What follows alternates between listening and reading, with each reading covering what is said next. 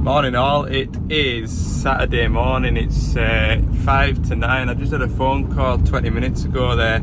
I've got a customer with a 140 and it keeps coming up with an engine management light.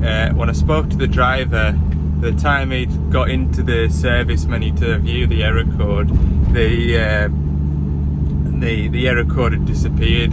But talking to the driver, he's using a tank of AdBlue a day, which is excessive AdBlue consumption, and he's saying he'll load about 5 or 6 dumpers and then it'll go into a D rate again. So I'm gonna head down there and have a look. So yeah, just because I'm I'm only in so long next week, and the weather's nice this morning. And I didn't really have anything planned today.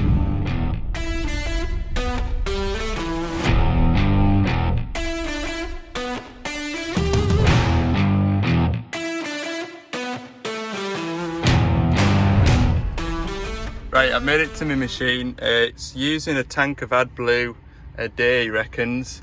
And there's a couple of intermittent error codes that seem to come on. It's not currently got a code on it just now.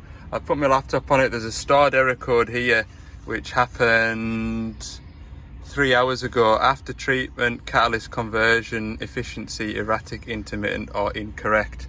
So first thing I'm going to do is I'm going to check the quality of the AdBlue. So I'll use a refractometer, check it for any contaminants and check the concentration.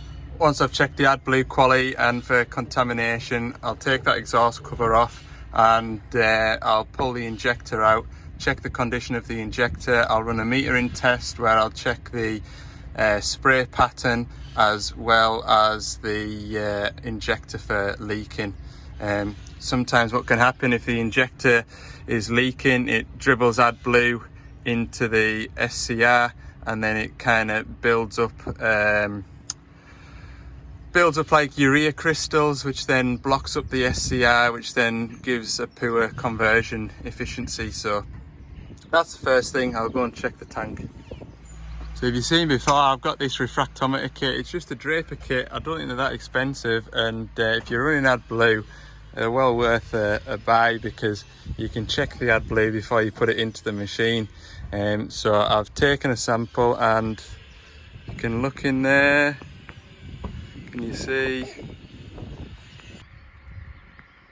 You can't really see, but the AdBlue is reading maybe ever so slightly concentration wise, ever so slightly high, ever so slightly. But I'll go into that exhaust next and have a look at the injector. So the AdBlue quality's it's okay. I'm just going to put the rest of this sample now onto this litmus paper and let it soak in, and if it leaves like a purple trace then, or a purpley dark blue trace, then it's got contaminants in it. So I'll just let that soak in. In fact, I might just dip the whole bit of paper into the tank because that's just it's just sitting on top. Oh dear. So I've dipped it in the tank and yeah, there's nothing wrong with the AdBlue. Doesn't look like there's any hydrocarbons in there or any oil in there, so that's okay. Right, I'm going to take the cover off the exhaust now and pull the injector out. Right, I've got the exhaust cover off, and while I was up here I noticed there's quite a lot of white residue on this tail pipe here, and I've got the injector out. The tip of the injector looks pretty clean.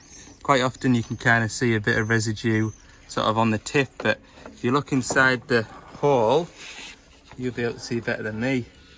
But you see there's a crust there built up, and that'll affect the spray pattern.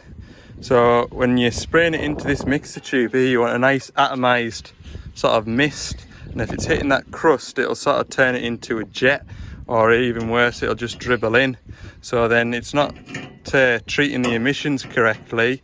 So the AdBlue pump doses more in to try and bring the emissions down, and then that exaggerates that crust inside there, and then it's just like a vicious circle then. So I'll clean that hole out, and I'll try and poke a a screwdriver and Allen key in there just to see if there's anything built up inside there.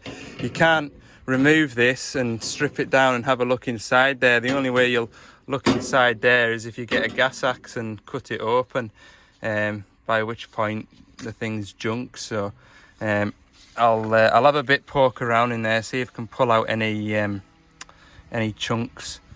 But there is quite a smell of ammonia sort of drifting out of there, so I have a feeling there will be a bit in there, like. But sometimes you can recover it. You can do sort of 3 or 4 burnouts and just get the exhaust nice and hot and kind of burn it out, which is what we'll probably try. But if it continues to use a lot of AdBlue, then we might have to replace this SCR, which isn't ideal. So take each step as it comes. First I'm going to run a dosing accuracy test, and basically I spray it into a container, collect the amount of liquid, and it should be within a certain parameter, and that also gives me a chance to see how what the spray pattern is of the injector. Right, so next I'm going to do this dosing accuracy test. So this is run by the Perkins diagnostic software. What we do is we click start on that. Are you sure you want to start the test? Hit yes.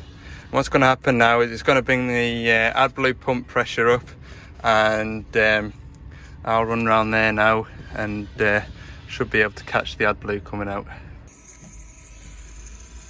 So I can see here actually this should be holding pressure, and it should be spraying out every sort of second or so, but the AdBlue injector is stuck open and it's just firing a jet of AdBlue.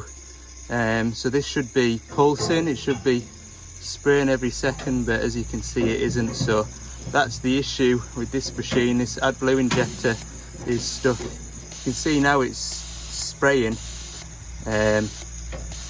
but it's never actually switching off. It's constantly open, and yeah, result.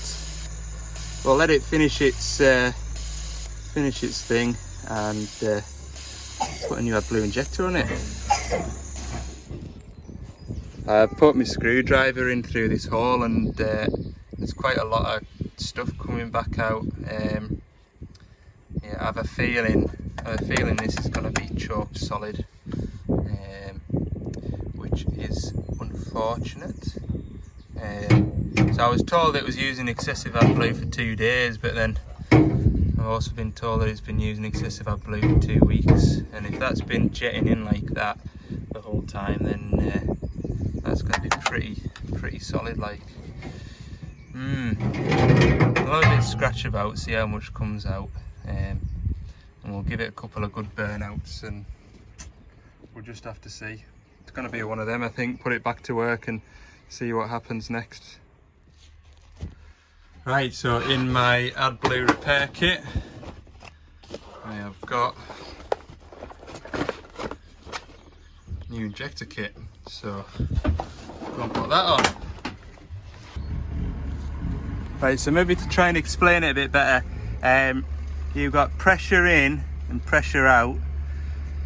The AdBlue is constantly circulating through this injector. Because this exhaust gets so hot, to keep the injector cool, you've constantly got AdBlue circulating through it, so it's constantly under pressure. And if that old injector has been leaking, it's been constantly putting AdBlue into this mixer tube here. Now I've had a good scratch around with me specialist tool and I've broken up a few chunks inside there. I'm just hoping now I can get it nice and hot and try and burn those chunks out, but like I say, it's sort of like a last resort really. I have got a feeling that this is beyond saving, but we'll give it our best go. But yeah, like I say, AdBlue's constantly circulating through there, and you'll notice with well, anything with AdBlue, when you stop your engine, you'll hear like a ticking noise or a buzzing noise, and that's the AdBlue pump continuing to circulate AdBlue through here to cool this down, and then once this is cooled down, or once it sees the temperatures in the exhaust have cooled down enough, it'll then draw the AdBlue back out of these lines so these lines don't crystallize and block. I'll show you in a minute or two where the LED light is on the battery, because next to the battery disconnect there's an LED light, and when that's illuminated you shouldn't ever disconnect the battery, so I'll show you that in a second. Right, that's the red LED light I was telling you about, and it's right next to the battery isolator, so you don't turn the isolator off until that red light's gone out, and that's controlled by the AdBlue pump, the AdBlue pump controller. So once the AdBlue pump controller's finished doing its shutdown, that light will go out, and then you can switch that off. Sometimes it can take up to 20 minutes before that light will go out, just because the exhaust has been so hot from, you know, a day's work. So something to watch out for. I reckon quite a lot of manufacturers will have those or a similar sort of setup to that. But yeah, like I say, if you knock the isolator off and that AdBlue pump's mid flow, the AdBlue in those lines is just going to become stationary, and then could potentially build up urea in the AdBlue lines. So something to look out for. Right, I'm going to well, my laptop should be connected to the ECU now, so I'm going to run a couple of burnouts, get the machine nice and hot, and with a bit of luck, yeah, we're connected now. With a bit of luck, hopefully that'll be sorted, but I'm kind of on the fence at the minute whether or not we're going to see that machine or hear from it again next week. So that's it, doing a burnout now. These 140-5s, 160-5s, or anything with the Perkins engine in, you don't have a regeneration button, which would normally be here. You've to use the Perkins tool to get it to do a burnout. That's just because of the way that it does a regen sort of in the background while the machine's working. So for the most part it's pretty reliable.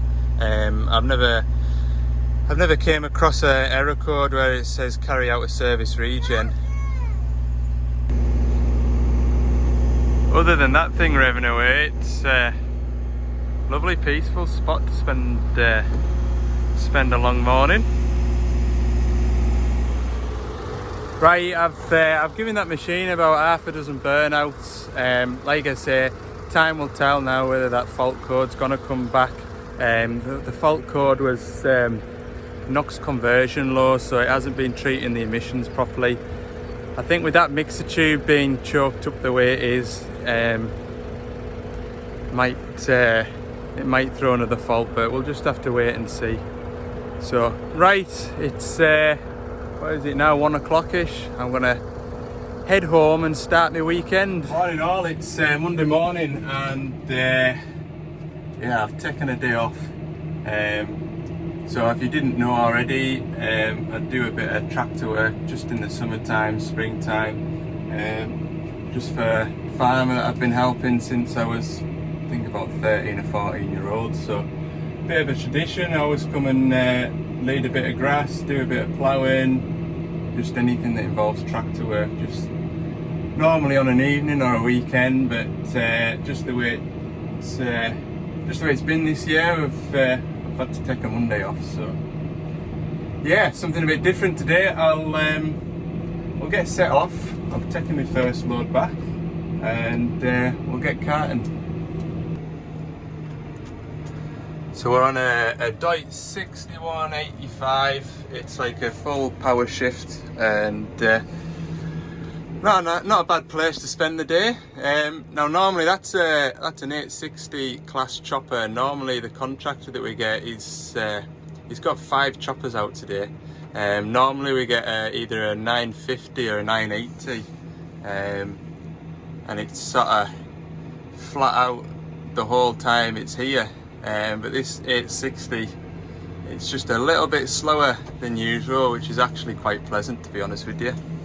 You're not kind of bouncing around all over the place, ratcheting out gears to keep up with him. So no, it's going well. I've got a 14-ton cane on the back, and the farmer that I work for has a full fleet of Deutzes, so that Deutz over there, but the oldest one now. That is, I think it's an 05 plate with less than 7,000 hours on. The other tractor, it's a 6160. And then there's this one, which was this new last year? I think it was new last year, this one. So I've got the newest today, which is nice. But yeah, it's nice doing this for a change.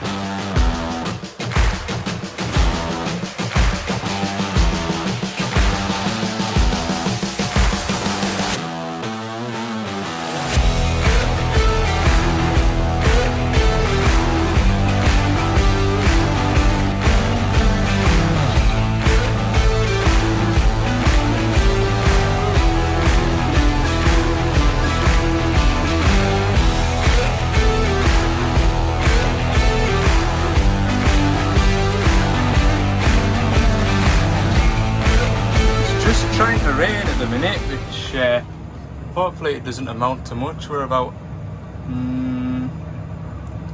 we're about just shy of halfway through the day, or halfway through the crop that's to chop anyway. It's 12:20 now, and all's going well really, other than I think we've had 2 metal detections today.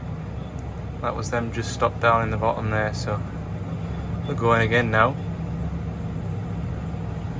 Oh, sorry, I should zoom you in. There you go.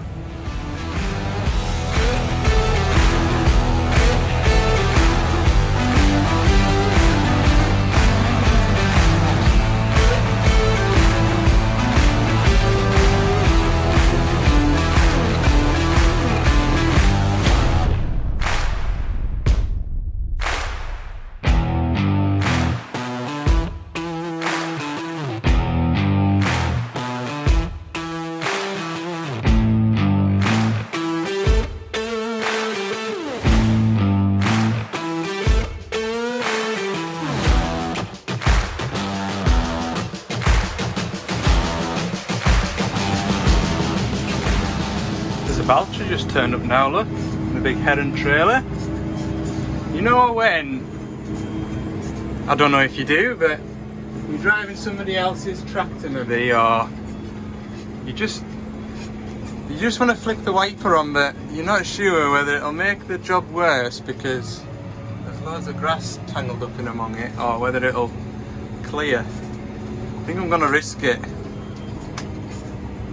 Yeah. That's definitely made it worse. Maybe I put it on fast. That's a bit better. Not much better. I'm not going through there. I'll go around this way, it's easier, and there's plenty of us. It's not like we're short of trailers, we're literally just in front of the farm. Silage pits to the side of that slurry tower there. Ooh. It's a shame it's started to rain.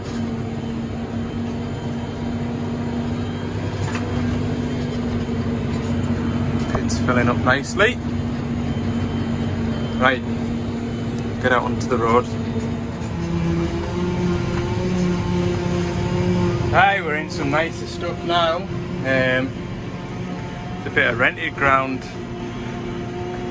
Just took on this year, so this is nice stuff to cut.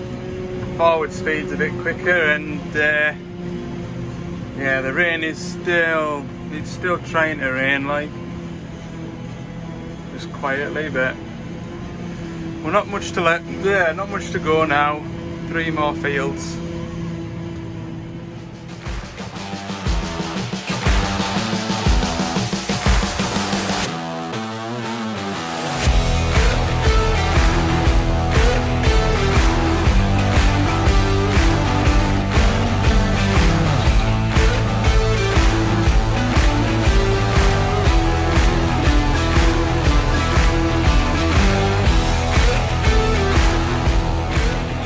So we've got 2 fields left to do, maybe about 25-30 acres, and sort of over behind those trees, but you have to go right the way around. It's about a half-hour lead there and half-hour back.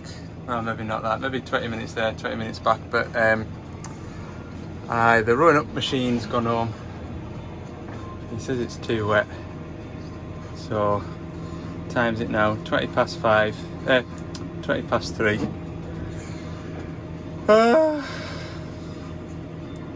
Oh well, we'll stop for some lunch.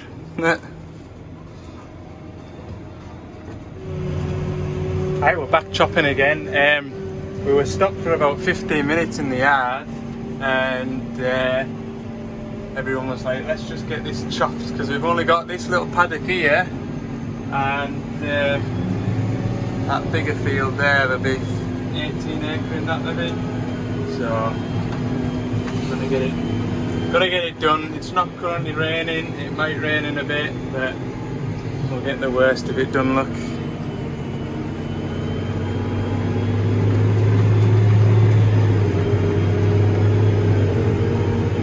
Changing gear with my elbow, look.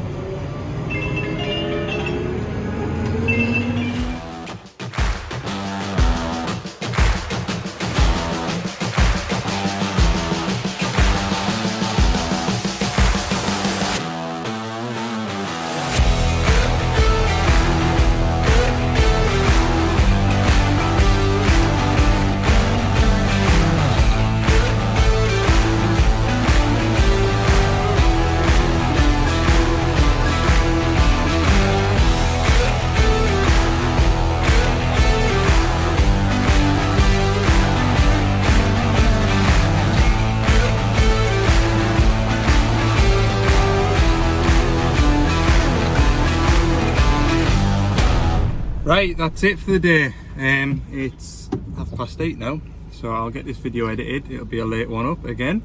But business as usual tomorrow. I'm away back over to the northeast to put that feed pipe on that 140-7, and then there's a 225 to service later in the day, so get that done. Thanks very much for watching, and don't forget, if you haven't already, hit the subscribe button. If you've enjoyed the video, give it a like, and for more bits and pieces throughout the week, head over to Ali's Digger Diary on Instagram. See you tomorrow.